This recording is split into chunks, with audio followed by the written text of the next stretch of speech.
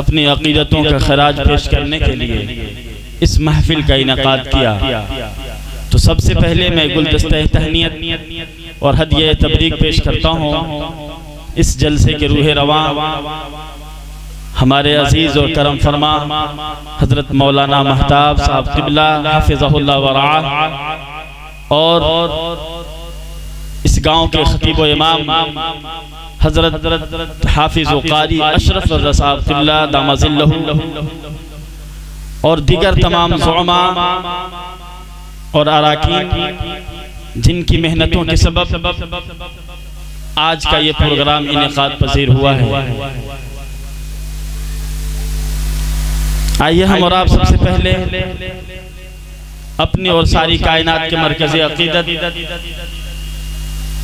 مالک کائنات تخلیق وجہ کائنات تاجدار آدم تاجدار بنی آدم و آدم شب اسراء کے دولہا ارواحنا فدا جناب محمد الرسول اللہ صلی اللہ تعالی علیہ وسلم کی بارگاہ میں درود پاک کی نظریں پیش کریں اور پڑھیں۔ اللہم صلی علی سیدنا و شفیعنا و نبینا و حبیبنا و قائدنا و قدوتنا محمد صلی اللہ تعالی علیہ وسلم بعدد کل حسنہ و جمالہ و بہائہ و بارک وسلم۔ صلاة و سلام علیک یا رسول اللہ صلی اللہ تعالی علیہ وسلم۔ ذرا بلند آواز سے درود شریف تو پڑھیں۔ یہ وہ عظیم الشان درود ہے کہ سیدنا علی المرتضی رضی اللہ تعالی عنہ فرماتے ہیں کنت مع النبی صلی اللہ تعالی علیہ وسلم فی مکہ فخرجت فی بعض نواہیها فما استقبله جبل ولا شجر الا وهو يقول السلام علیک یا رسول اللہ۔ کہ حضرت علی فرماتے ہیں کہ ہم حضور علیہ السلام کے ساتھ مکہ المکرمہ میں تھے، تو ہم مکہ کی بعض گلیوں میں جب ہم نکلے ہیں تو حضور علیہ السلام کا سامنا کوئی ایسا درخت اور کوئی ایسا پتھر نہیں کیا، مگر جب بھی کوئی پتھر آتا تھا وہ نبی کو یہی کہہ کے پکارتا تھا السلام علیک یا رسول اللہ، السلام علیک یا حبیب اللہ۔ تو جس نبی کی بارگاہ میں پیڑ پودے شجر و حجر بھی درود پڑھتے ہوں تو ہماری سعادت مندی اور خوش بختی ہے کہ ہم اس نبی کی بارگاہ میں درود پڑھیں جن کی شان کو جب بریلی کے تاجدار نے دیکھا تو کہا تاج والے دیکھ کر تیرا امامہ نور کا، تاج والے دیکھ کر تیرا امامہ نور کا، سر جھکاتے ہیں الہی بول بالا نور کا۔ اور میرے امام نے جب اس رسول ہاشمی کے لب اقدس کو دیکھا تو آپ فرماتے ہیں پتلی پتلی گلے پتلی پتلی گلے قدس کی پتیاں، ان لبوں کی نزاکت پہ لاکھوں سلام، اور وہ گل ہیں لبہائے نازک ان کے، ہزاروں جھڑتے ہیں پھول جن سے، گلاب گلشن میں دیکھے بلبل یہ دیکھ گلشن گلاب میں ہے، گلاب گلشن میں دیکھے بلبل یہ دیکھ گلشن گلاب میں ہے۔ اور بریلی کے تاجدار نے جب نبی کے شکم مبارک کو دیکھا تو کہا دو جہاں ملک اور جو کی روٹی غذا، دو جہاں ملک اور جو کی روٹی غذا، اس شکم کی قناعت پہ لاکھوں سلام۔ تو میرے امام نے میرے آقا علیہ الصلوۃ والتسلیم کی ان سارے اوصاف حمیدہ اور خصائل ممیزہ کا ذکر کرتے ہوئے آپ نے پوری کائنات میں سب سے افضل ترین اور سب سے عظیم الشان ذات جس کو امام احمد ابن حنبل رضی اللہ تعالی عنہ نے سیدنا حسان ابن ثابت رضی اللہ تعالی عنہ کے قول سے ثابت فرمایا ہے کہ وَأَحْسَنُ مِنْكَ لَمْ تَرَ قَطُّ عَيْنِي يَا رسول اللہ، وَأَحْسَنُ مِنْكَ لَمْ تَرَ قَطُّ عَيْنِي يَا رسول اللہ، وَأَجْمَلُ مِنْكَ لَمْ تَلِدِ النِّسَاءُ، وَكَأَنَّكَ قَدْ خُلِقْتَ مُبَرًّا مِنْ كُلِّ عَيْبٍ كَأَنَّكَ قَدْ خُلِقْتَ كَمَا تَشَاءُ۔ کہ اللہ تبارک و تعالی نے اس زمین پر لاکھوں کروڑوں انسان کو دنیا میں بھیجا، لاکھوں کروڑوں افراد اس دنیا میں آئے، مگر میرے نبی جیسا حسین اس زمین میں آج تک کوئی پیدا نہیں ہوا۔ یہ کون کہہ رہا ہے؟ دنیا کے سب سے پہلے اور سب سے عظیم شاعر حضرت حسان ابن ثابت رضی اللہ تعالیٰ عنہ فرماتے ہیں وَأَجْمَلُ مِنْكَ لَمْ تَلِدِ النِّسَاءُ، اور یا رسول اللہ آپ سے بہتر اس زمین پر کسی ماں نے اپنے بیٹے کو پیدا نہیں کیا۔ اور پھر آگے فرماتے ہیں قَدْ خُلِقْتَ مُبَرَّأً مِّن كُلِّ عَيْبٍ، یا رسول اللہ آپ تو ہر عیب سے پاک پیدا کیے گئے ہیں، ایسا لگتا ہے جیسا آپ چاہتے تھے اللہ نے ویسے آپ کو بنا کر دنیا میں۔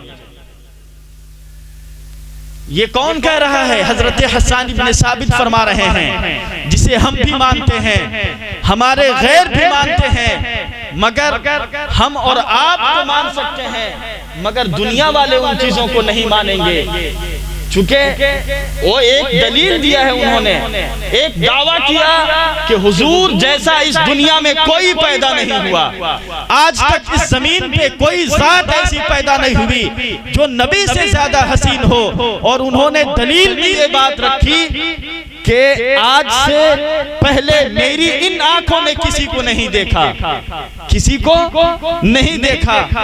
تو جب دنیا والے سوال کریں گے کہ اے حسان ابن ثابت کیا آپ نے حضرت آدم کا چہرہ دیکھا ہے؟ کیا آپ نے حضرت عیسیٰ کا چہرہ دیکھا ہے؟ کیا آپ نے حضرت موسیٰ کے جلال کو دیکھا ہے؟ کیا آپ نے حضرت یوسف کے طلعت زیبا کو دیکھا ہے؟ تو حضرت حسان ابن ثابت کہیں گے نہیں۔ تو لوگ سوال کرنے والے سوال کریں گے اگر آپ کے پاس کوئی گواہ نہیں، آپ کے پاس کوئی شاہد نہیں، تو آپ کی بات کو کون مانے گا؟ تو حضرت حسان ابن ثابت کہیں گے اے مجھ سے سوال کرنے والوں، میرے پاس ایک ایسا گواہ موجود ہے کہ اس نے حضرت آدم کی آدمیت کو بھی دیکھا ہے، حضرت یوسف کے جمال کو بھی دیکھا ہے، حضرت موسیٰ کے جلال کو بھی دیکھا ہے، حضرت ایوب کے صبر و استقلال کو بھی دیکھا ہے۔ الغرض اللہ تبارک و تعالیٰ نے اس عظیم الشان ذات کو وہ طاقت عطا فرمائی ہے کہ دنیا میں جو بھی انسان اور دنیا میں جو بھی نبی پیدا ہوا، اللہ تبارک و تعالیٰ نے اپنے کلام کو اسی کے توسط سے اس کے پاس محفوظ فرمایا۔ وہ کون ذات ہے؟ وہ کون سا عینی شاہد ہے؟ وہ کون سا آئی وٹنس ہے؟ تو اس کے متعلق بخاری شریف کے اندر سیدنا امام بخاری رضی اللہ تعالیٰ عنہ فرماتے ہیں انہو ہوا جبریل علیہ السلام ہوا قال قلبت الارض مشارقها ومغاربها ولم اجد افضل رجلا من محمد صلی اللہ تعالیٰ علیہ وسلم۔ وہ کوئی اور نہیں بلکہ حضرت جبریل امین علیہ السلام کی ذات ہے۔ حضرت جبریل امین فرماتے ہیں کہ میں نے مشرق و مغرب کو الٹ پلٹ کر کے دیکھا، دنیا میں جتنی کائنات ہو سکتی ہے، آسمان پہ در پہ تہ بتہ زمین کو، آسمان کو، مشرق و مغرب و جنوب و شمال، پوری کائنات کو میں نے الٹ پلٹ کر کے دیکھا، مگر کسی بھی خطے میں کسی بھی ایسے انسان اور ذات کو نہیں پایا گیا جو نبی پاک صلی اللہ تعالیٰ علیہ وسلم سے افضل۔ جب اسی کی ترجمانی بریلی کے تاجدار نے کیا تو کہا یہی بولے سدرہ والے چمنے جہاں کے تھالے سبھی میں نے چھان ڈالے تیرے پائے کا نہ پایا، تجھے حمد ہے خدایا، وہی ایک تجھے حمد ہے خدایا، تجھے حمد ہے خدایا۔ اللہ تبارک و تعالیٰ نے حضور نبی رحمت صلی اللہ تعالیٰ علیہ وسلم کو وہ شان عطا فرمائی ہے کہ دنیا کی کوئی بھی ذات نبی پاک صلی اللہ تعالیٰ علیہ وسلم کے مثیل و نظیر اور ان کی مماثلت کے مقابل میں نہیں آ سکتا۔ تو آئیے اسی رسول کی بارگاہ میں ایک بار پورا مجمع جی لگا کر درود پاک پڑھیں۔ اللہم صلی علی سیدنا و شفیعنا و نبینا و مولانا محمد معدن الجود والکرم و منبع العلم والحلم والحکم وبارک وسلم صلاة و سلام علیک یا رسول اللہ صلی اللہ تعالی علیہ وسلم۔ بہلتے کس جگہ جی اپنا بہلانے کہاں جاتے؟ بہلتے کس جگہ جی اپنا بہلانے کہاں جاتے؟ تیری محفل سے اٹھ کر تیرے دیوانے کہاں جاتے؟ اور خدا کا شکر شمع رخ لیے آئے ہو محفل میں، خدا کا شکر شمع رخ لیے آئے ہو محفل میں، اگر پردوں میں چھپے رہتے تو پروانے کہاں جاتے؟ اگر پردوں میں چھپے رہتے تو پروانے کہاں جاتے؟ اور خدا آباد رکھے سلسلہ یہ تیری نسبت کا۔ بلند آواز سب لوگ آمین تو بولے۔ خدا آباد رکھے سلسلہ یہ تیری نسبت کا، وگرنہ ہم بھری دنیا میں پہچانے کہاں جاتے؟ وگرنہ ہم بھری دنیا میں پہچانے کہاں جاتے؟ عزیزان گرامی، بڑے مبارکباد کے مستحق ہیں آپ کہ اس سردی کے عالم میں بھی آپ نے اپنی قیمتی اوقات میں سے لمحات نکال کر اللہ اور اس کے رسول کا ذکر کرنے کے لیے اس محفل میں بیٹھے ہیں۔ آپ قلت تعداد پہ نہ جائیں، آپ کی تعداد چاہے جتنی بھی کم ہو، بڑے بڑی تاریخ میں ایسے حادثات و واقعات رونما ہوئے ہیں کہ قرآن پاک نے آپ کی قلت پہ مہر ثبت کرتے ہوئے قرآن پاک میں ارشاد فرما دیا، کم من فئۃ قلیلۃ غلبت فئۃ کثیرہ، کہ کتنی ہی چھوٹی جماعت کیوں نہ ہو، اللہ تبارک و تعالیٰ نے اپنے فضل سے اور اپنی تائید غیبی سے بڑی بڑی جماعتوں کے فتح عطا فرمایا۔ تو آپ تائید غیبی کا منتظر رہیں اور آپ اپنی قلت تعداد پہ مایوس نہ ہوں۔ آپ مبارکباد کے مستحق ہیں کہ آپ اس محفل میں علم دین حاصل کرنے کے لیے اکٹھا ہوئے۔ یہاں آنے کا مقصد کیا ہے؟ آنے کا پرپس اور ریزن کیا ہے؟ صرف ایک ہی مقصد ہے کہ ہم جا رہے ہیں محفل میں، وہاں جا کر حضور غوث اعظم رضی اللہ تعالیٰ عنہ کی زندگی کے اور مذہب اسلام کے کچھ ذرّی نقوش اور کچھ ایسی باتیں مجھے سیکھنے کو مل جائیں گی جسے آنے والی زندگی میں عمل کر کے دارین کی سعادت و شادکام ہوتا ہوا نظر آؤں گا۔ تو جب آپ اس محفل میں اس مقصد کے تحت آئے ہیں تو یقین جانیں اللہ رب العزت آپ کا یہ آنا ضرور قبول فرمائے گا، اور صرف آنا ہی نہیں بلکہ آپ ہی لوگوں کے متعلق نبی رحمت نور مجسم سید عالم صلی اللہ تعالی علیہ وسلم ارشاد فرماتے ہیں، من سلک طریقا یلتمس فیہ علما سہل اللہ لہ طریقا الی الجنہ، کہ جو شخص علم دین حاصل کرنے کی غرض سے اپنے گھر سے نکلتا ہے تو اللہ تبارک و تعالی اس کے گھر سے نکلنے کی برکت سے اس کے لیے جنت کے راستے کو آسان فرما دیا، جنت کے راستے کو آسان فرما دیا کرتا ہے۔ اور مفسرین فرماتے ہیں کہ جب انسان جتنا قدم اپنے گھر سے محفل کی طرف آگے نکلتا ہے اتنا قدم وہ جنت سے قریب ہوتا چلا جاتا ہے۔ اور اسی حدیث میں آگے نبی علیہ السلام ارشاد فرماتے ہیں، مجتمع قوم فی بیت من بیوت اللہ یتلون کتاب اللہ ویتدارسون بینہم الا نزلت علیہم السکینہ وغشیتہم الرحمہ وحفتہم الملائکہ وذکرہم اللہ فی من عندہ، او کما قال النبی صلی اللہ تعالی علیہ وسلم۔ نبی پاک علیہ السلام فرماتے ہیں کہ جب یہ لوگ کسی محفل میں بیٹھ کر کسی اللہ اور اس کے رسول اور بزرگوں کا ذکر کرنے کے لیے اکٹھے ہوتے ہیں اور اس محفل میں جمع ہو کر اللہ کا ذکر کرتے ہیں تو ان کی کیفیت یہ ہوتی ہے کہ اللہ تبارک و تعالی ان کے اوپر اپنا سکینہ اور قرار نازل فرما دیا۔ آج پوری دنیا کے لوگ سکون و قرار کی تلاش میں سرگردہ ہیں۔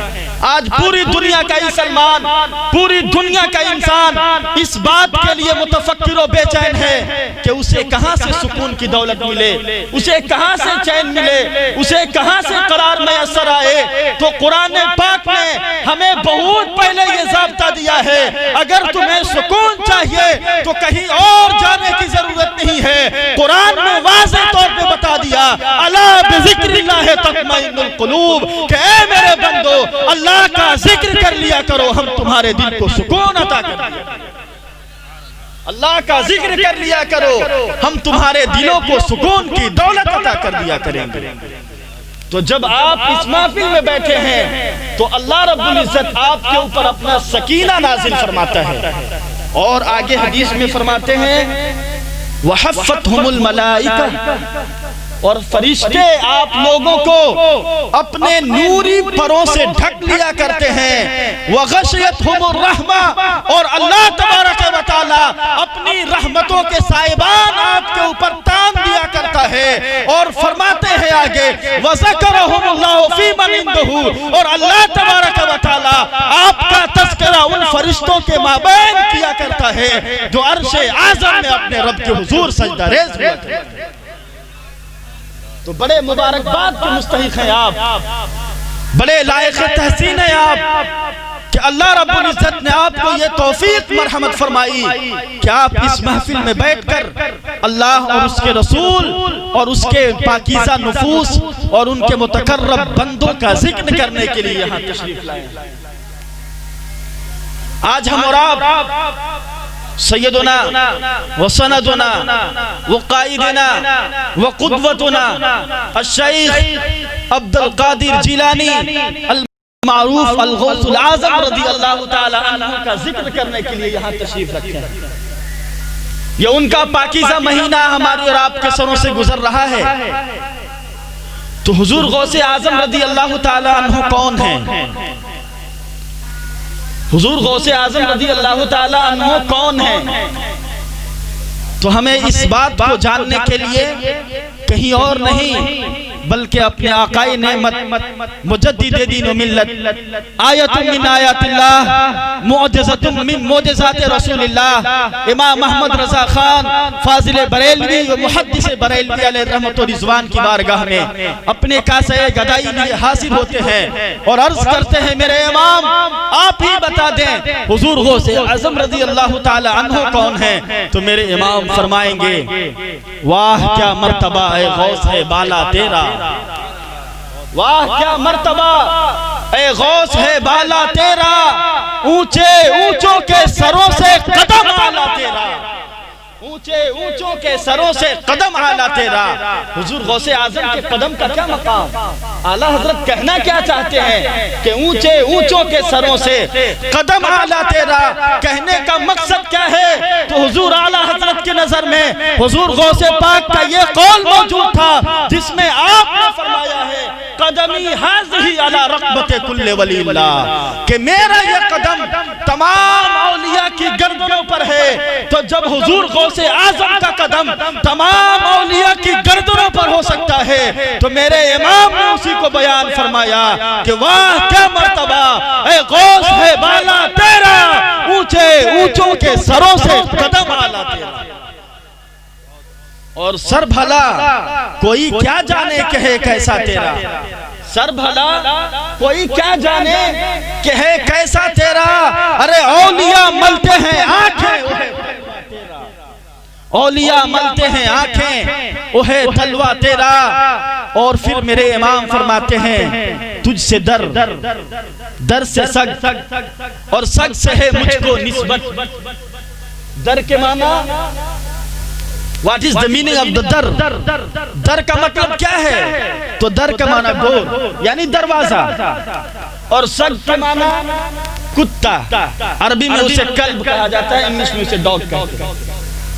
تو تجھ سے در در سے سگ اور سگ سے ہے مجھ کو نسبت، یعنی جو عاشق غوث اعظم ہیں ان کو حضور غوث پاک سے محبت تو ہے ہی، ان کی گلیوں اور ان کے دروازے پر بیٹھنے والے اس کتے سے بھی نسبت ہے جو ان کے دروازے پر بیٹھا کرتا ہے۔ تو میرے امام فرماتے ہیں تجھ سے در در سے سگ اور سگ سے ہے مجھ کو نسبت، میری گردن میں بھی ہے دور کا ڈورا تیرا، میری گردن میں بھی ہے دور کا کا ڈورا تیرا.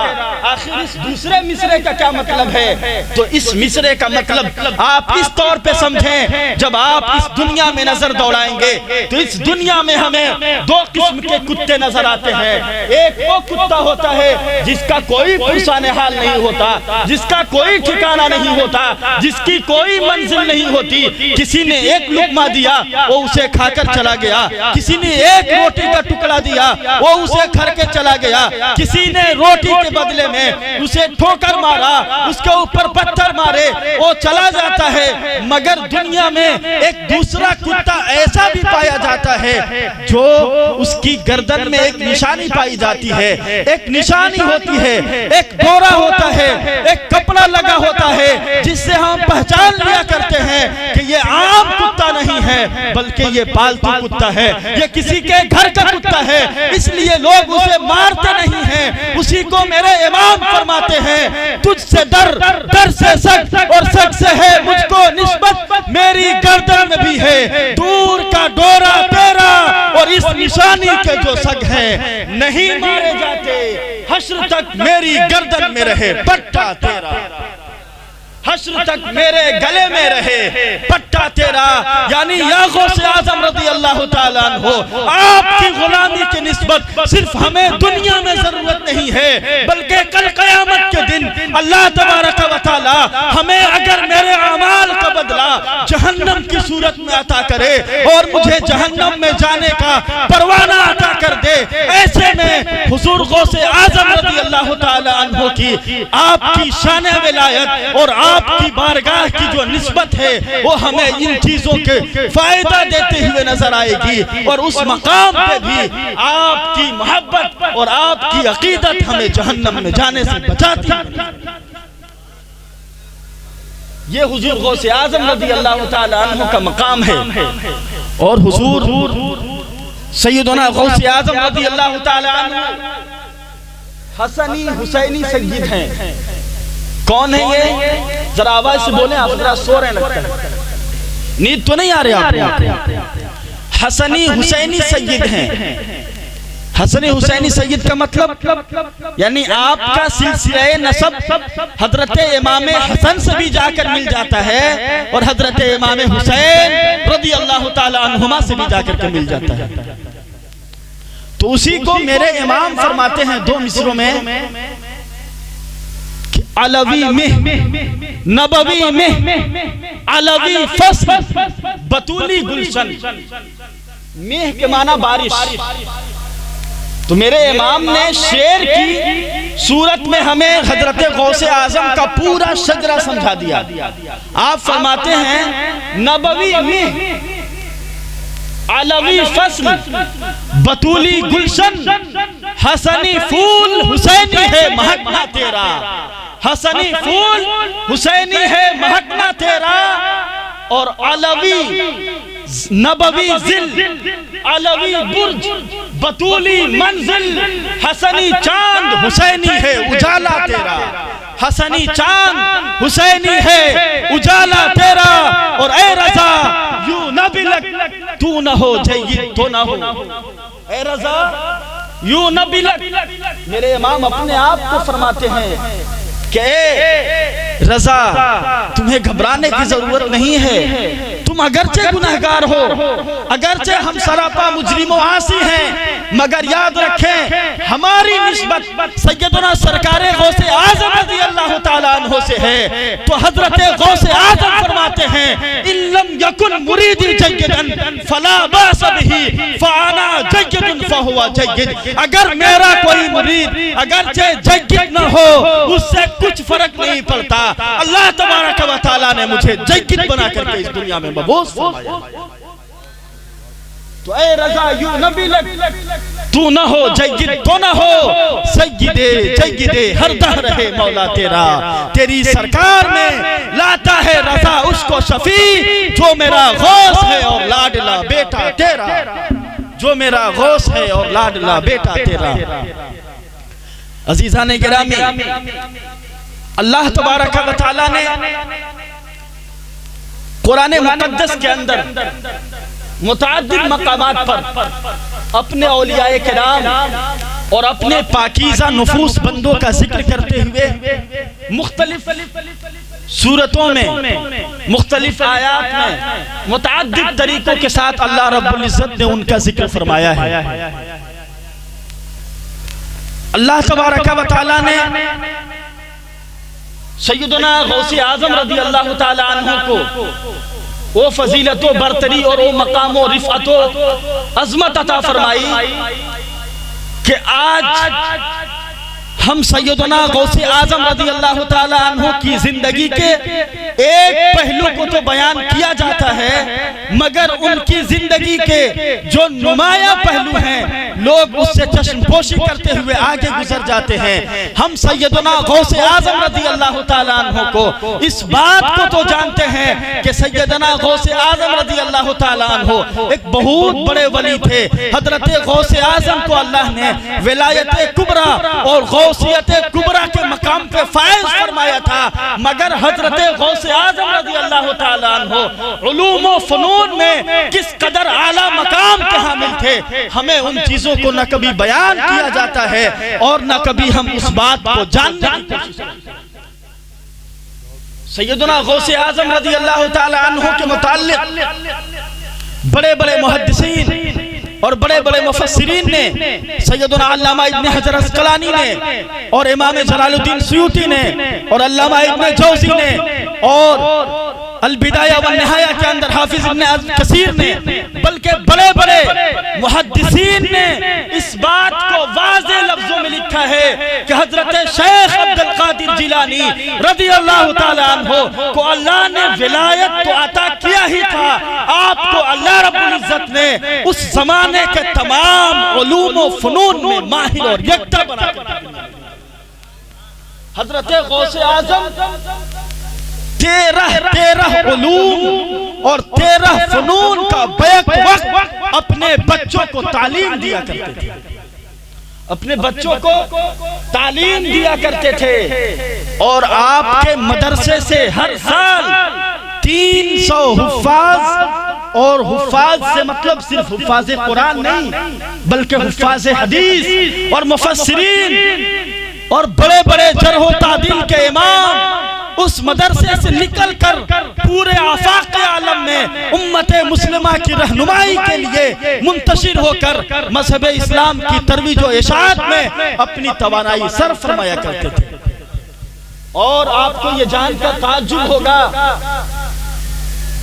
کہ سرزمین بیت المقدس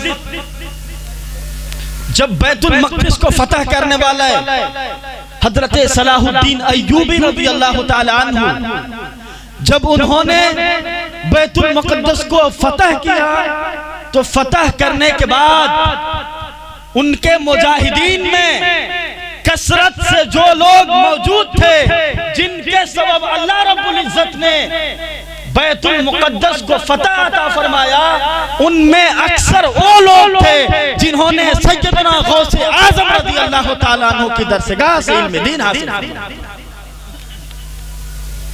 تو اللہ رب العزت نے حضرت غوث اعظم رضی اللہ تعالیٰ عنہ کو بڑی عزت، بڑا مقام، بڑی عظمت عطا فرمائی ہے۔ آپ کی ولادت سے پہلے نبی رحمت صلی اللہ تعالیٰ علیہ وسلم نے، حضور صلی اللہ تعالیٰ علیہ وسلم نے آپ کے والد گرامی کو بشارت دیتے ہوئے فرماتے ہیں، یا ابا صالح قد آتاک اللہ ابنا ہوا ولی ومحبوبی ومحبوب اللہ تعالی وسیکون له شان فی الاولیاء والاقطاب کشانی بین الانبیاء والرسل۔ کہ اے ابو صالح تمہیں مبارک ہو، تمہیں بشارت ہو، تمہیں خوشخبری ہو کہ اللہ رب العزت نے تمہارے گھر میں ایک ایسا بیٹا عطا فرمائے گا، ایک ایسا عظیم فرزند عطا فرمائے گا کہ جو اللہ رب العزت کا ولی ہوگا۔ محبوبی و محبوب اللہ، وہ میرا بھی محبوب ہوگا اور اللہ رب العزت کا بھی محبوب ہوگا۔ وَسَيَكُونُ لَهُ شَانٌ، اور اللہ تبارک و تعالی وہ عظیم الشان شان عطا فرمائے گا۔ انبیاء اور رسول کے درمیان جو شان اللہ نے مجھے عطا فرمائی ہے وہی شان اولیاء اور اقطاب میں حضرت غوث اعظم کو اللہ اور اسی کو شیخ شادی فرماتے ہیں کہ غوث اعظم درمیان اولیاء چو محمد درمیان انبیاء، کہ اللہ رب العزت نے جیسی شان نبیوں میں سید الانبیاء کو عطا فرمایا ہے، وہی شان اولیاء کرام کا مابین اللہ نے حضرت غوث اعظم کو عطا فرمایا۔ اور کیوں نہ ہو کربلا کی سرزمین پر سیدنا امام قاسم کی شہادت کے بعد حضرت امام حسین نے اپنے ہاتھوں کو اٹھا کر رب کی بارگاہ میں دعائیں کی تھی، اے میرے پروردگار عالم، تیرے نبی کے نواسوں کا یہ فرمان ہے، تیرے نبی کے نواسے تیری بارگاہ میں اپنے ہاتھوں کو دراز کر کے یہ تجھ سے التجا کرتے ہیں کہ اے میرے پروردگار، میرے بھائی حسن کے خاندان نے ایک ایسا بیٹا عطا فرمانا کہ جو شان نبیوں میں تو نے میرے نانا جناب مصطفیٰ کو عطا فرمایا ہے، وہی شان اولیاء میں تو حضور غوث پاک پاک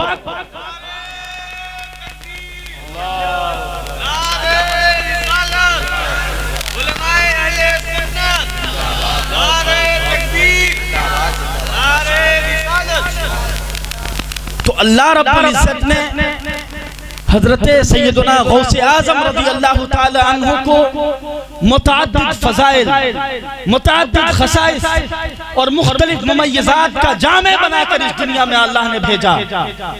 اب آپ ذرا بتائیں کہ ولی کون ہوتا ہے؟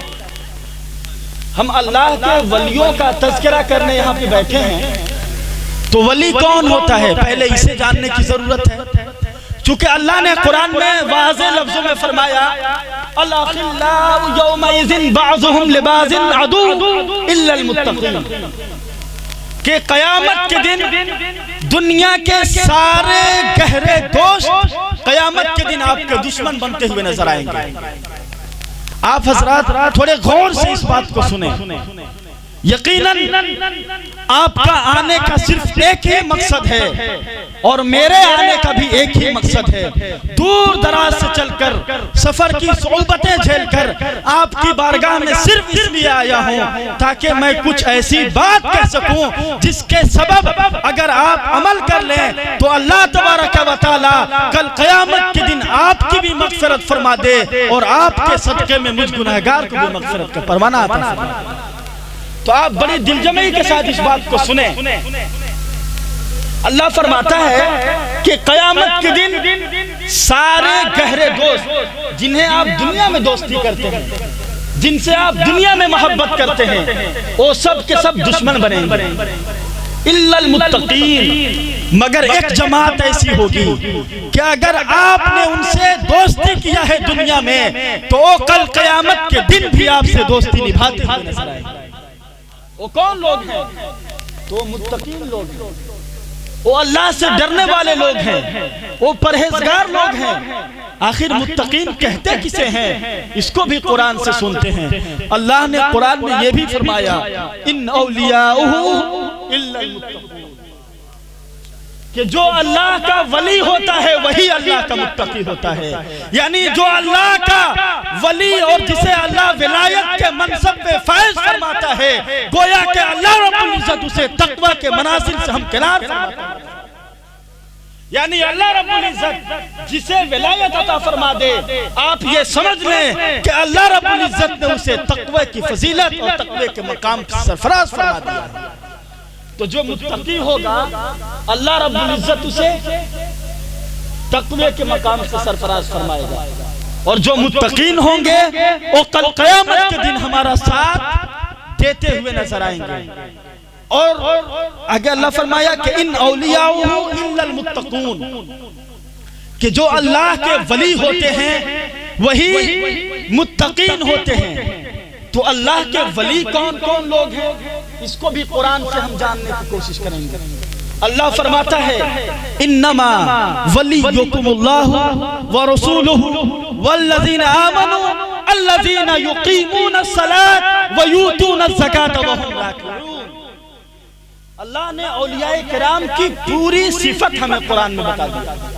اللہ فرماتا ہے سب سے پہلا اگر کوئی تمہارا ولی ہے تو اللہ رب العزت کی ذات ہے. دوسرے نمبر پہ جو تمہارے ولی ہیں وہ حضور نبی پاک صلی اللہ تعالی علیہ وسلم کی ذات ہے. اور آگے اللہ فرماتا ہے والذین آمنوا، اور بعض مومنین بھی تمہارے ولی ہیں. بعض مومنین بھی تمہارے ولی ہیں. لیکن ولی کہتے کسے ہیں؟ تو عربی ڈکشنری میں جب آپ عربی میں ولی کا معنی تلاش کریں گے تو المعجم المعانی کے اندر صاحب تصنیف نے ولی کا معنی بیان کرتے ہوئے فرماتے ہیں کہ الولی هو النصیر، الولی هو المحب، الولی هو الصدیق الذاک. کہ ولی مددگار کو کہا جاتا ہے، ولی دوستی کرنے والے کو کہا جاتا ہے، ولی سچے دوست کو کہا جاتا ہے. یہ تو اس کا لغوی معنی ہوا. اور اس کا اصطلاحی معنی کیا ہوتا ہے؟ تو علامہ ابن حجر عسقلانی رضی اللہ تعالیٰ عنہ نے واضح لفظوں میں بیان فرمایا کہ الولی ہوا العالم باللہ تعالی، اے العالم باحکام الشرائع الالہیہ والمواظب علی طاعت اللہ تبارک و تعالی والمخلص فی عبادتہ. کہ جو اللہ کا ولی ہوتا ہے وہ اللہ کے احکام اور اس کی شریعتوں کا جانکار ہوا کرتا ہے. یعنی اس سے یہ پتہ چلا کہ جو ولی ہوگا وہ عالم ضرور ہوگا. آپ کسی کو پیر اسی وقت تصور کر سکتے ہیں جب اس کے اندر علم کی بو پائی جائے گی. یعنی ولایت اللہ رب العزت اسی وقت کسی کو عطا فرماتا ہے جب اسے اللہ تبارک و تعالی قرآن و حدیث کی سمجھ عطا فرمایا. اور آگے اللہ فرماتا ہے کہ الذین یقیمون الصلاۃ ویؤتون الزکاۃ وہم راکعون. اور اے میرے بندو، اللہ کے بعد رسول تمہارے ولی ہیں اور مومنین بھی تمہارے ولی ہیں، لیکن سارے مومنین تمہارے دوست نہیں ہو سکتے. سارے مومنین تمہارے دوست نہیں ہو سکتے، بلکہ اللہ نے ان کی کوالٹی بتائی، اللہ نے ان کی صفت بتائی ہے. اللہ فرماتا ہے الذین یقیمون الصلاۃ، جو نماز قائم کرتے ہیں وہ تمہارے ولی ہیں. ویؤتون الزکاۃ، اور جو زکوٰۃ دیتے ہیں وہ تمہارے ولی ہو سکتے ہیں.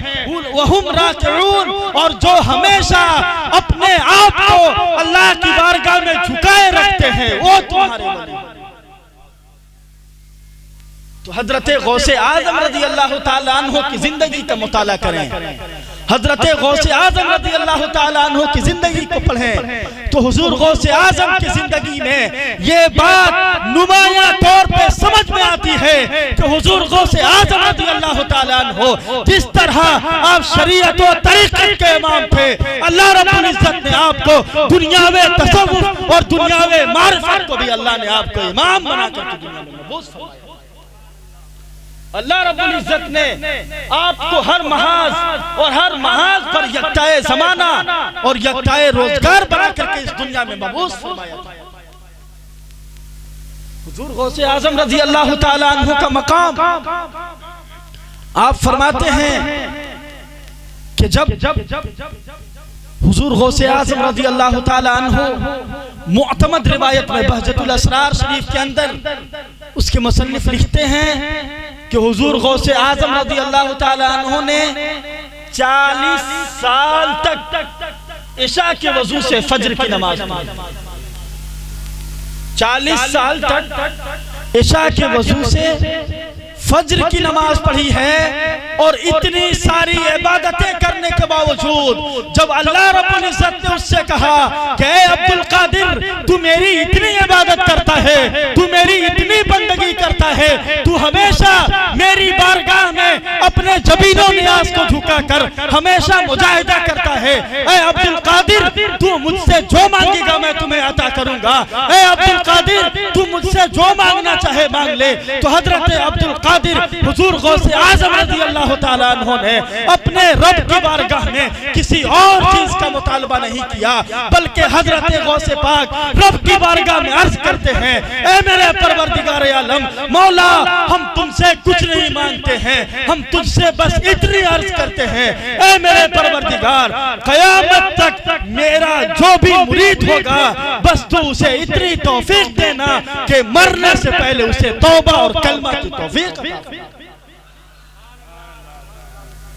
مرنے سے پہلے اسے کلمہ کی توفیق عطا فرما دینا، یعنی اسے خاتمہ بالخیر کی توفیق عطا کر دینا۔ تو اللہ رب العزت نے حضرت غوث اعظم رضی اللہ تعالی عنہ کی اس دعا کو اس قدر قبول فرمایا کہ بڑے بڑے ارباب بصیرت اس بات کا اعتراف کرتے ہیں، انہوں نے ان باتوں کو خواب میں ملاحظہ کیا ہے کہ حضور غوث اعظم رضی اللہ تعالی عنہ کا کوئی بھی مرید، کوئی بھی عقیدت مند، کوئی بھی ان سے محبت رکھنے والا صبح قیامت تک وہ جب بھی مرے گا اللہ تبارک و تعالی اسے مرنے سے پہلے کلمہ کی توفیق عطا فرمائے۔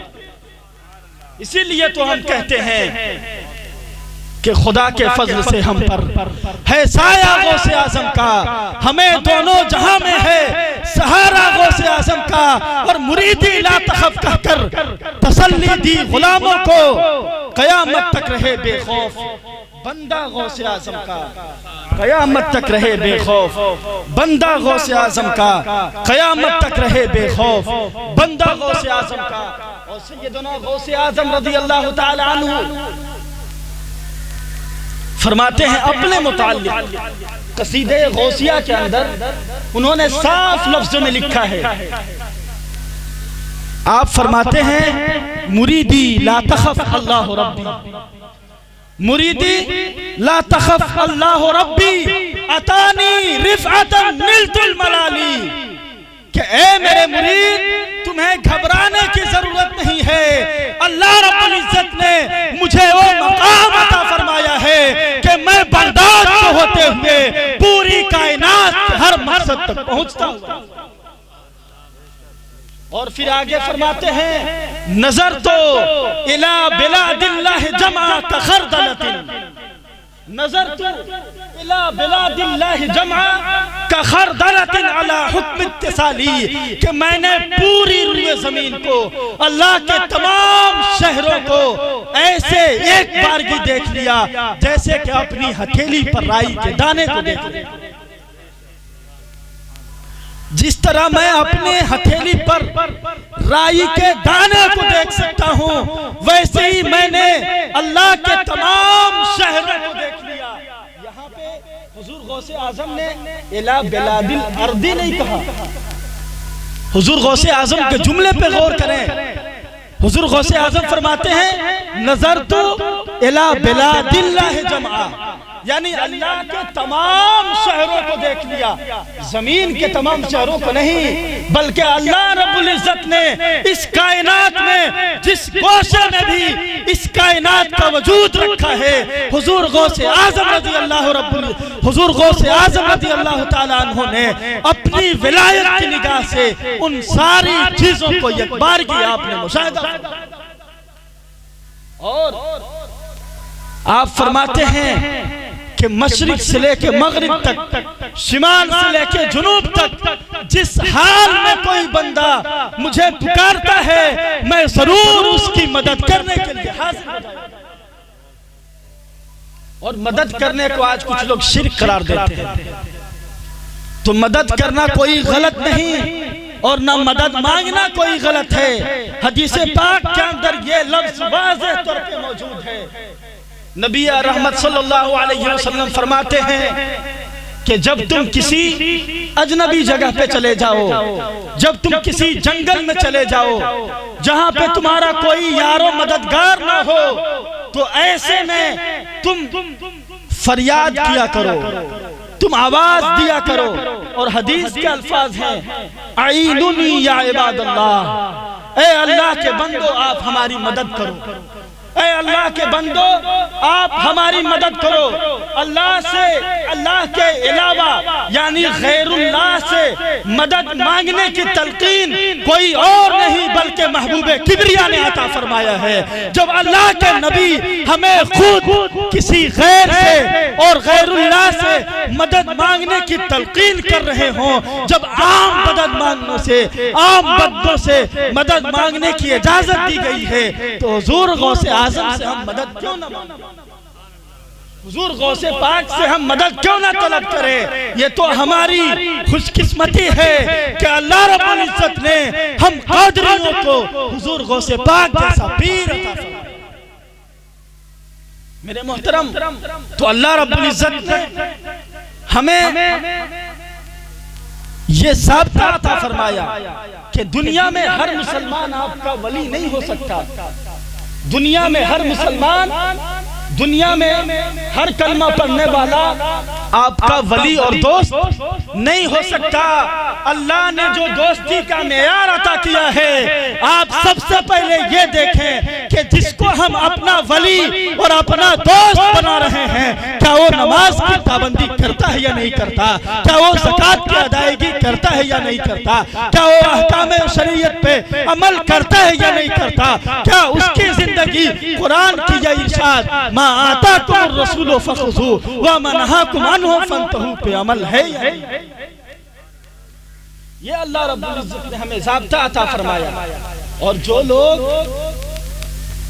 ان کے علاوہ کسی سے دوستی رکھتے ہیں، ان کے علاوہ کسی سے دوستی کرتے ہیں، تو اس کو بھی قرآن نے اس کے آگے بیان فرمایا.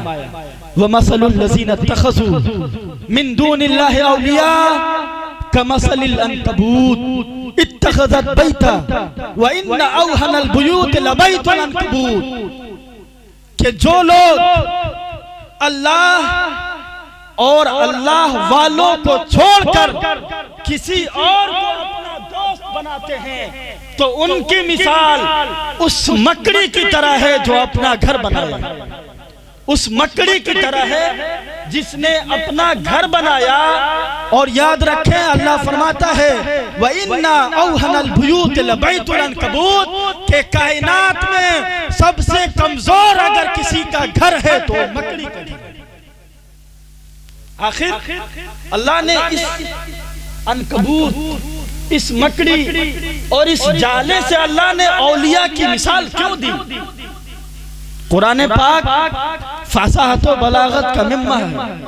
قرآن پاک فصاحت و بلاغت کا منبع ہے. قرآن پاک کے اندر کوئی بھی بات فصاحت و بلاغت سے خالی نہیں ہوتی.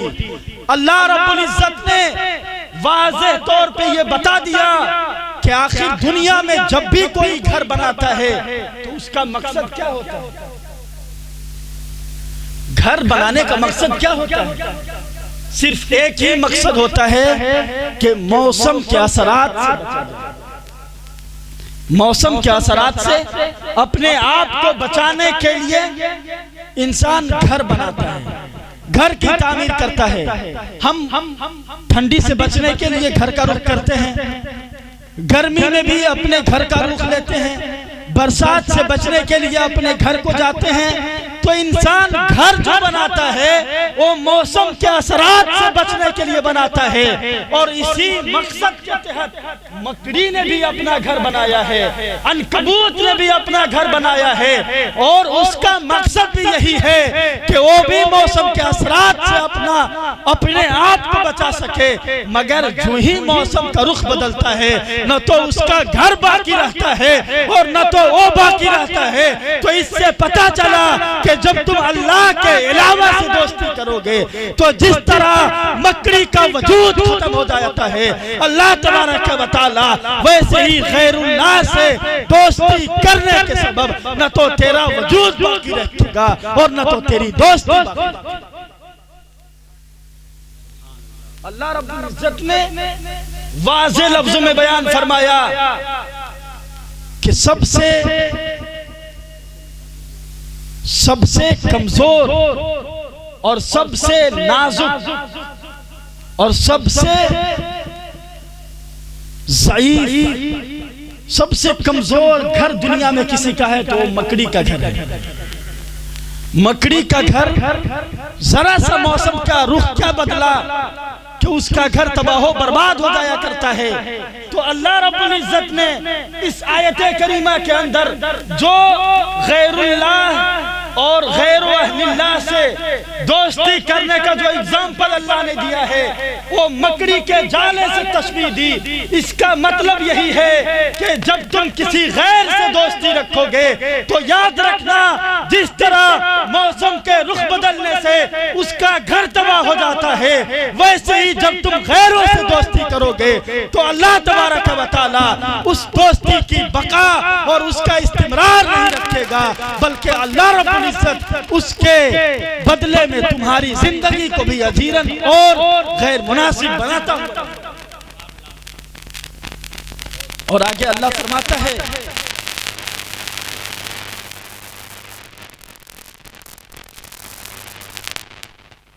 اور اس مکڑی کے جالے سے تشبیہ دینے کی ایک دوسری وجہ بھی مفسرین بتاتے ہیں. اس کی دوسری وجہ یہ ہے کہ مکڑی کے موت کی وجہ مکڑی کا جالا ہی ہوا کرتا ہے. مکڑی کی موت کی وجہ یعنی جس گھر کو اس نے اپنی حفاظت کے لیے بنایا وہی گھر اس کے موت کے ذمہ دار ٹھہرتا ہے. یعنی جب بھی اس کی موت ہوتی ہے اس مکڑی کے گھر کی بنیاد پر ہوتا ہے. اس کو اس طور پہ سمجھیں کہ آپ جب اپنے گھر میں داخل ہوتے ہیں تو آپ مکڑی کو کب مارتے ہیں؟ اس وقت مارتے ہیں جب کہیں جالا نظر آتا ہے. اس وقت اس کو ختم کیا جاتا ہے جب کہیں جالا نظر آتا ہے. تو جس گھر کو اس مکڑی نے اپنی زندگی کی حفاظت کے لیے بنایا تھا وہی گھر اس کی موت کا ذمہ دار ٹھہر جایا کرتا ہے. ویسے ہی اللہ نے ہمیں یہ ضابطہ دیا کہ جب تم غیر اللہ سے دوستی کرو گے اللہ کے علاوہ سے کسی اور غیر اللہ سے دوستی کرو گے تو اس دنیا میں بھی تمہیں ذلت و خواری کا مقابلہ کرنا پڑے گا اور کل قیامت کے دن میں اللہ رب العزت تمہیں ذلت و خواری اور شرمندگی و رسوائی سے گزارتا ہے. تو اللہ رب العزت نے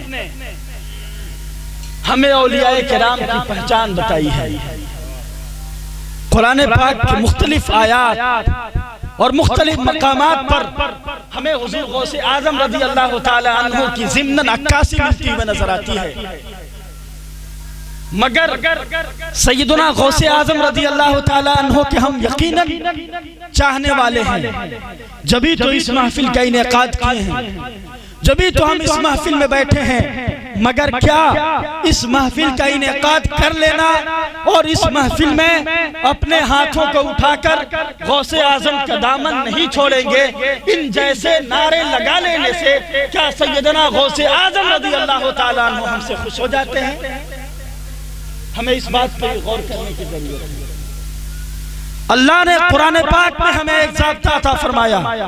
اللہ فرماتا ہے ان اول الناس بابراہیم للذین اتبعوا کہ حضرت ابراہیم کے قریب سب سے قریب وہ انسان ہے جس نے اس کی پیروی جس نے ان کے نقش قدم پہ چل کر اپنی زندگی گزاری جس نے ان کے صبح و شام کی طرح اپنے صبح و شام کو گزارنے کی کوشش کیا اور اسی ضابطے کو اللہ نے اپنے حبیب کے لیے بھی فٹ کیا. اور اللہ نے ارشاد فرمایا قل ان کنتم تحبون اللہ فاتبعونی یحببکم اللہ. کہ محبوب آپ فرما دیجئے کہ اگر یہ لوگ مجھ سے محبت کے دعوے دار ہیں اگر یہ بندے مجھ سے محبت کے دعوے کرتے ہیں تو انہیں کچھ اور نہیں بلکہ تیری اتباع کرنے کی ضرورت ہے. اگر یہ لوگ تیرے نقش قدم پہ چل کر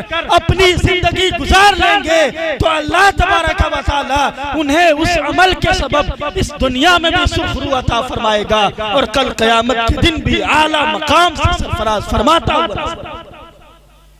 تو حضور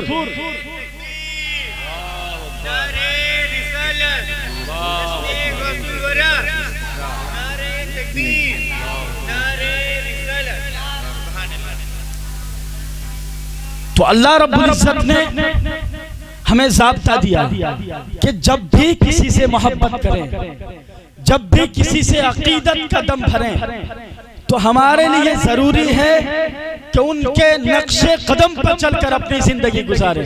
سیدنا غوث اعظم رضی اللہ تعالیٰ عنہ کی تعلیمات کیا تھی؟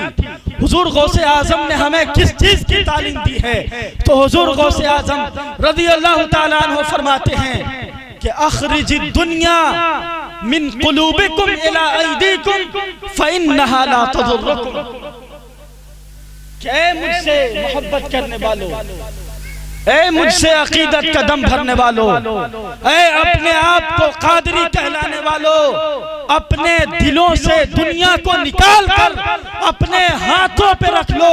جب یہ دنیا تمہارے دل سے نکل کر تمہارے ہاتھ میں آ جائے گی، فَإِنَّهَا لَا تَضُرُّكُمْ، پھر یہ دنیا تمہیں نقصان نہیں پہنچائے گی۔ تو اس حضور غوث اعظم رضی اللہ تعالیٰ عنہ کے قول کا کیا مطلب؟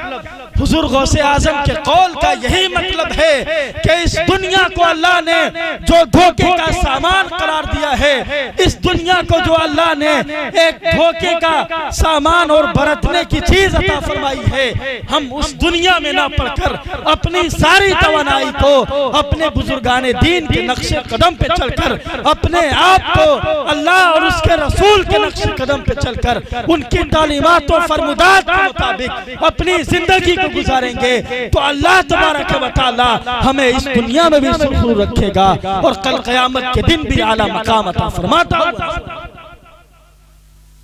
اور حضور غوث اعظم رضی اللہ تعالی عنہ فرماتے ہیں کونو بوابین علی باب قلوبکم، کہ اپنے دل کے دروازوں پر دربان بن کر بیٹھ جاؤ، اپنے دل کے دروازوں پر دربان بن کر کے بیٹھ جاؤ اور اس میں انہی چیزوں کو داخل کرنے دو جس کے داخل کرنے کا حکم اللہ نے عطا فرمایا ہے، اور اللہ رب العزت نے کبھی بھی بندے کو حکم نہیں دیا کہ تم اس دنیا کو اپنے دل میں داخل کرنا، اس لیے کہ امام غزالی نے واضح طور پہ فرما دیا کہ اس دنیا اور انسان کی مسلمان، ان دنیا اور انسان کی مثال پانی اور کشتی کی طرح ہے کہ جس طرح کشتی اگر پانی پہ چلتی رہے جب تک کشتی پانی پہ رہے گی اسے کچھ نہیں ہوتا، اور سمندر پہ چلتی ہوئی منزل تک پہنچ جاتی ہے، مگر جس دن پانی کشتی میں چلا جاتا ہے اسی دن کشتی ڈوب جاتی ہے۔ ویسے ہی امام غزالی نے فرمایا کہ جب تک تم دنیا میں رہو تو دنیا کو دنیا میں رہ کر نہیں بلکہ دنیا کو اپنے ہاتھوں میں رکھ کر کے اپنی ضرورتوں کو پوری کرتے رہو تو اس دنیا میں بھی سرخرو رہو گے، مگر جس دن تمہارے دل میں یہ دنیا گھس گئی اسی دن سے تمہارا زوال شروع۔ آج جو پوری دنیا میں ہماری ذلت و خواری اور ہماری ناکامی ہمارا مقدر بن چکا ہے، اس کی وجہ کیا ہے؟ اس کے ذمہ دار کون ہے؟ آخر اس کی ذمہ داری ہم کس کے سر پہ ڈالیں؟ جبکہ قرآن نے صاف بیان فرمایا وَمَا أَصَابَكُم مِّن مُّصِيبَةٍ فَبِمَا كَسَبَتْ أَيْدِيكُمْ وَيَعْفُو عَن كَثِيرٍ، کہ تمہیں جو بھی تکلیفیں پہنچتی ہے، تمہیں جو بھی مصائب پہنچتے ہیں، تمہارے جو بھی تکلیفیں آتی ہیں وہ تمہارے اپنے کرتوت ہوا کرتے ہیں، تمہارے اپنے اعمال ہوا کرتے ہیں۔ وَيَعْفُو عَن كَثِيرٍ، اور اللہ رب العزت بہت ساری غلطیوں کو تو ایسے ہی معاف کر دیا کرتا ہے۔ اللہ بہت ساری غلطیوں کو ایسے ہی درگزر کر دیتا ہے۔ اگر اللہ رب العزت آپ کے ہر عمل کو پکڑنے لگے اور مواخذہ کرنے لگے تو اس زمین پر کوئی کیڑا مکوڑا بھی موجود نہیں۔ تو اللہ رب العزت نے آج جو ہماری ذلت و خواری کی وجہ ہے، اس کی وجہ یہی ہے کہ ہم نے تعلیمات مصطفیٰ کو چھوڑ دیا ہے، ہم نے صراط مستقیم پہ چلنا چھوڑ دیا ہے، ہم نے اپنے بزرگان دین کی روش پہ چلنا چھوڑ دیا ہے۔ ارے جس غوث اعظم کی محفل میں آپ بیٹھے ہیں اس غوث اعظم کا فرمان کیا ہے؟ وہ غوث اعظم فرماتے ہیں کہ فتشت الاعمال كلها فما وجدت فيها افضل من اطعام الطعام، کہ ہم نے دنیا کے سارے اعمال کا جائزہ لیا، پورے اعمال کا جائزہ لیا، تو ہم نے پورے اعمال میں لوگوں کو کھانا کھلانے سے زیادہ افضل عمل کوئی نہیں پایا۔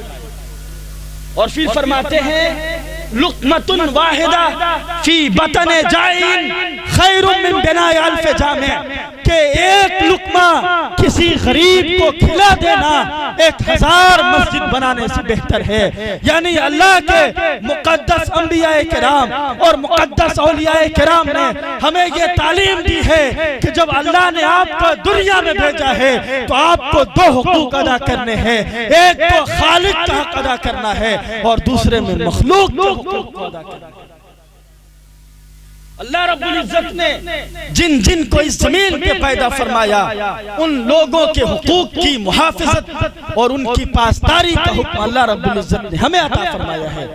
اللہ نے آپ کو دنیا میں بھیجا اس لیے ہے، کنتم خیر امۃ اخرجت للناس۔ اللہ نے آپ کو بھیجا کیوں؟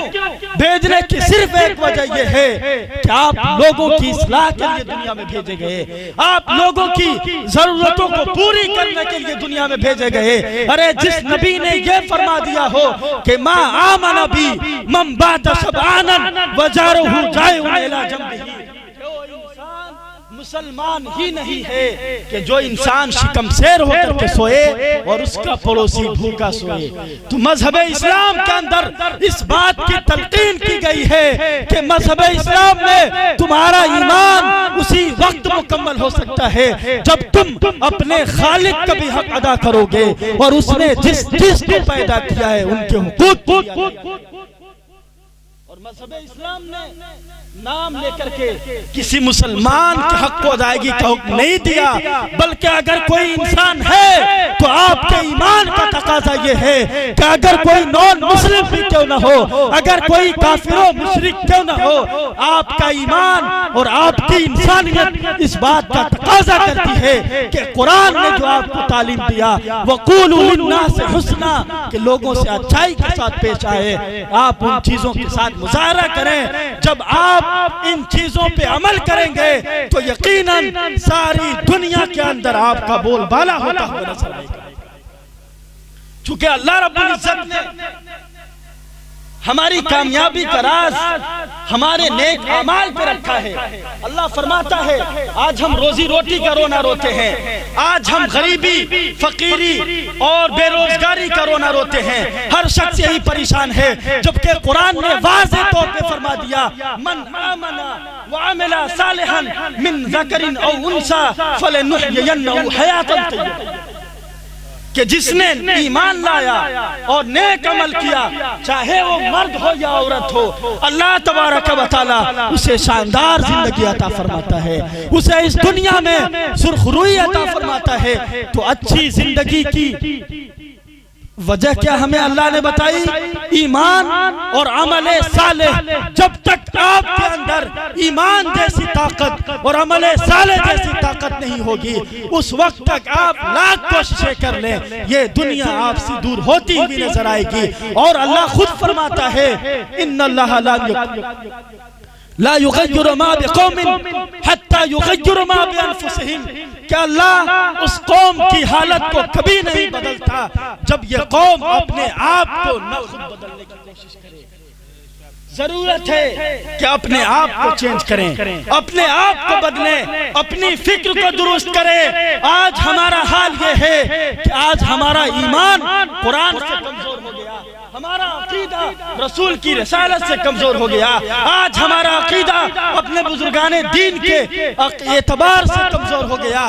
ورنہ اگر ہمارا عقیدہ مضبوط ہوتا تو قرآن نے واضح لفظوں میں فرمایا ہے وَمَا مِن دَابَّةٍ فِي الْأَرْضِ إِلَّا عَلَى اللَّهِ رِزْقُهَا، کہ اس زمین پر کوئی ایسا جاندار اور کوئی ایسی شے نہیں ہے جس کی روزی کی ذمہ داری اللہ نے اپنے ذمے پر نہ لیا ہو۔ اگر آج ہمارا بھروسہ اللہ پہ ہوتا تو آج ہمارے معاشرے میں نہ تو سود کی وبا ہوتی، نہ حرام کاری کی وبا ہوتی، نہ برے رسومات کی وجود ہوتا، ان ساری چیزوں کی ایک ہی وجہ ہے کہ ہمارا توکل اللہ سے کمزور ہو گیا ہے۔ جب آپ کا توکل اللہ سے مضبوط ہوگا تب آپ اس آیت کے مصداق بنیں گے۔ اللہ فرماتا ہے وَمَن يَتَوَكَّلْ عَلَى اللَّهِ فَهُوَ حَسْبُهُ، کہ جو اللہ پہ بھروسہ رکھتا ہے اللہ تبارک و تعالی اس کے لیے کافی، جو اس پہ بھروسہ رکھتا ہے اللہ کی ذات اس کے لیے کافی ہے۔ وَمَن يَتَّقِ اللَّهَ يَجْعَلْ لَهُ مَخْرَجًا وَيَرْزُقْهُ مِنْ حَيْثُ لَا يَحْتَسِبُ، اور اللہ اسے ایسی جگہ سے روزی عطا فرماتا ہے جہاں سے اس کے وہم و گمان بھی نہیں۔ تو ہمیں ضرورت ہے کہ اپنے اعمال کو بدلیں، اپنے کردار کو درست کریں، اپنے بچوں کو تعلیم و تربیت کے حوالے سے مبذول کریں، انہیں آمادہ کریں، ان کے توجہات کو دینی تعلیم کی طرف مبذول کریں۔ چونکہ نبی پاک صلی اللہ تعالی علیہ وسلم سے جب پوچھا گیا یا رسول اللہ آپ کا دنیا میں آنے کا مقصد کیا ہے، اللہ نے آپ کو دنیا میں بڑی شان دے کر کے بھیجا ہے، اللہ نے آپ کو بڑے فضائل و خصائص و ممیزات دے کر کے دنیا میں بھیجے ہیں، آپ کو دنیا میں آنے کا مقصد کیا ہے؟ تو نبی فرماتے ہیں انما انا بعثت معلما، میں دنیا میں معلم بنا کر کے بھیجا گیا، میں دنیا میں ٹیچر بنا کر کے بھیجا گیا ہوں، میں دنیا میں لوگوں کو تعلیم دینے والا بنا کر کے بھیجا گیا ہوں۔ تو اس حدیث پاک سے نبی کی بعثت ہمیں اس بات کو بتا رہی ہے کہ صبح قیامت تک جو بھی نبی کا کلمہ پڑھے گا، نبی کا مشن یہی ہے کہ تم اپنے بچوں کو بھی قرآنی تعلیمات سے جوڑو اور اپنے آپ کو بھی قرآنی تعلیمات سے جوڑو۔ جب تک آپ اپنے بچوں کو، اپنی نیو جنریشن کو قرآن پاک سے، قرآنی تعلیمات سے، احادیث رسول سے اور اپنے بزرگان دین کی تعلیمات سے واقف نہیں کرائیں گے، انہیں سناشا نہیں کرائیں گے، اس وقت ان کے دلوں میں نہ تو اولیاء اللہ سے محبت پیدا ہوگی، نہ تو بزرگوں سے عقیدت پیدا ہوگی۔ آپ کے لیے ضروری ہے، نبی پاک علیہ السلام نے فرمایا اللہ ثلاث خصال، اپنے بچوں کو تین چیزوں پر تربیت کرو، اپنے بچوں کو تین چیزیں ضرور سکھاؤ، حب نبیکم وحب اہل بیتہ وقرۃ القرآن۔ اپنے بچے کو پہلے اس کے سینے میں نبی کی محبت اتار دو۔ دوسری چیز یہ ہے کہ اپنے بچے کے دل میں اہل بیت سے محبت کرنے کی تلقین کرو۔ اہل بیت کی شان کیا ہے، اہل بیت کا مقام کیا ہے، اہل بیت کی عظمت کیا ہے، اہل بیت کی رفعت کیا ہے، ان کے دلوں میں اس بات کو منتقل کرو تاکہ وہ مرتے مرتے تک اس بات کو قائل کرتے رہیں کہ ہم اہل سنت کا بیڑا پار ہے، اصحاب حضور نجم ہے اور ناو ہے، اطرت رسول اللہ کی عرش حق ہے مسند، رفعت رسول اللہ کی دیکھنی ہے حشر میں عزت رسول۔ تو ہمیں ضرورت ہے کہ اپنے بچوں کو قرآنی تعلیمات اور اسلامی شریعت کی طرف آپ دینی عصری تعلیم ضرور پڑھائیں۔ کوئی نہیں روکتا آپ کو، کوئی منع نہیں کرتا، آپ ضرور ڈاکٹر انجینئر بنائیں اپنے بیٹے کو، آپ کو کوئی منع نہیں کرتا، یہ آپ کا حق ہے، مگر جس اسلام کے آپ ماننے والے ہیں، جس قرآن کو آپ فالو کرتے ہیں، اس قرآن کی پہلی آیت جو سورہ اقرا اللہ کے نبی پہ نازل ہوئی وہ اس بات کو بتا رہا ہے اقرا بسم ربک الذی خلق۔ سب سے پہلے اپنے اس رب کے نام پہ اپنے بچوں کی تعلیم کو شروع کریں جس نے اس بچے کو پیدا کیا۔ سب سے پہلے اپنے بچوں کو ان چیزوں کو تعلیم دی، ان بچوں کو ان چیزوں کی تعلیم دیں جو ان کی نجات اور ان کے مدار ایمان کا تقاضا کرتا ہے۔ عزیزان گرامی، اللہ تبارک و تعالی نے ہمیں مختلف مقامات پر آج ہر برا ماں باپ جب ضعیف العمر کو پہنچتے ہیں وہ اس بات کا رونا روتے ہیں، وہ اس بات کا رونا روتے ہیں کہ میرے بچے ہمارے ساتھ زیادتی کرتے ہیں، میرا بچہ میرا ساتھ نہیں دیتا، میرے بچے میری باتیں نہیں سنتے. اس کی وجہ اگر آپ کے بچے، ان کی برائی تو ہو سکتی ہے مگر سب سے زیادہ قصور اس میں آپ کا ہے. اگر بچے کو آپ قرآن پاک کی تعلیم دیے ہوتے تو بچہ آپ کو برا بھلا نہیں کہتا، بلکہ آپ کو برا بھلا کہنے کے بدلے قرآن پاک کی آیت ضرور پڑھتا. فلا تقل لهما اف ولا تنهرهما وقل لهما قولا کریما، کہ جب یہ والدین بڑھاپے کو پہنچ جائیں تو تم انہیں اف تک نہ کہو، تم انہیں اف تک نہ کہو، ان سے نرمی سے باتیں کرو. اور بڑھاپے میں یہ بچے تمہارے ساتھ زیادتی نہیں کرتے بلکہ زیادتی کرنے کی بجائے اپنے ہاتھوں کو اللہ کی بارگاہ میں اٹھا کر دعائیں کرتے.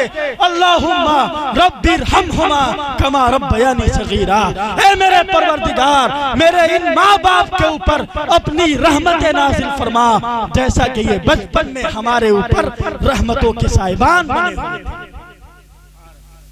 تو ہمیں ضرورت ہے کہ اپنے آپ کو اسوہ رسالت، تعلیمات شریعت اور سیدنا سرکار غوث اعظم رضی اللہ تعالی عنہ کا یہی تعلیم ہے، ان کا یہی ارشاد ہے، ان کا یہی فرمان ہے، ان کی یہی تعلیم ہے کہ آپ سب سے پہلے اپنے آپ کو دنیا سے بے نیاز کر کے اپنے توکل کو اللہ کی بارگاہ میں پیش کرو تو یہ دنیا کی ساری طاقتیں آپ کے قدموں میں آتی ہیں.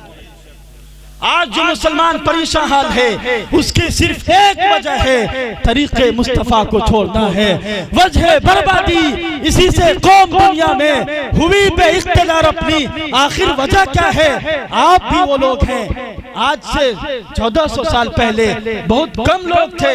اللہ ان کی دعاؤں سے آسمان سے فرشتوں کیوں بھیج دیا کرتا تھا، ان کی دعائیں کیوں قبول ہو جایا کرتی تھی، ان کی باتیں کیوں سن لی جاتی تھی. اس کی وجہ یہی ہے کہ وہ نبی پاک کے دیوانے تھے، وہ اسوہ رسالت کے پرامن تھے، قرآن پاک کے فرمودات پر عمل پیرا تھے. اگر آج بھی ہم قرآن پاک کے ارشادات پہ عمل کرتے ہوئے نظر آئیں گے تو ضرور اللہ ہماری دعاؤں کو قبول فرمائے گا. آج ہماری دعائیں قبول نہیں ہوتی کہ اس کی وجہ یہی ہے کہ سرکشی نے کر دیا، دھندلی جبین بندگی. آؤ پھر سجدہ کریں، لوح جبی تازہ کریں، آئے نبی کی بارگاہ میں لوٹ جائیں. غوث پاک کے اگر چاہنے والے ہیں تو آج آپ یہ عزم مصمم کریں کہ ہم اپنے بچوں کو دین کی تعلیم دیں گے، اپنے آپ کو شریعت کے سانچے میں اپنی زندگی کو گزاریں گے. جب آپ کی زندگی اس شریعت کے مطابق چلے گی تو ڈاکٹر اقبال کے اس قول کے مطابق کہ کی محمد سے وفا تو نے تو ہم تیرے ہیں، یہ جہاں چیز کیا لوح و قلم تیرے ہیں. یہ اقبال نہیں بلکہ اللہ کہہ رہا ہے. اقبال نے تو فقط شعر کہا ہے، اللہ فرماتا ہے کی محمد سے وفا تو نے تو ہم تیرے ہیں، یہ جہاں چیز کیا لوح و قلم تیرے ہیں. اگر آپ اللہ کے سچے بندے اور رسول کے سچے وفادار بن جائیں تو دنیا کی کوئی طاقت آپ کی تقدیر کا فیصلہ نہیں کرے گی، بلکہ اللہ رب العزت آپ کے ہاتھ میں لوح بھی عطا فرمائے گا، آپ کے ہاتھ میں قلم بھی عطا فرمائے گا. پھر آپ کی صورت یہ ہوگی کہ اللہ آپ سے خود پوچھے گا. خودی کو کر بلند اتنا کہ ہر تقدیر سے پہلے خدا بندے سے خود پوچھے بتا تیری رضا کیا ہے. اللہ کی بارگاہ میں دعا ہے کہ اللہ تبارک و تعالی ہم سب کو سیدنا سرکار غوث اعظم رضی اللہ تعالی عنہ کے پاکیزہ تعلیمات اور ان کے پاکیزہ روش اور ان کی فرمودات پہ چل کر اپنی زندگی گزارنے کی توفیق عطا فرمائے، اور ہم سب کو ان کی مریدی اور ان کے نیاز مندوں کے زمرے میں ہماری شمولیت فرمائے.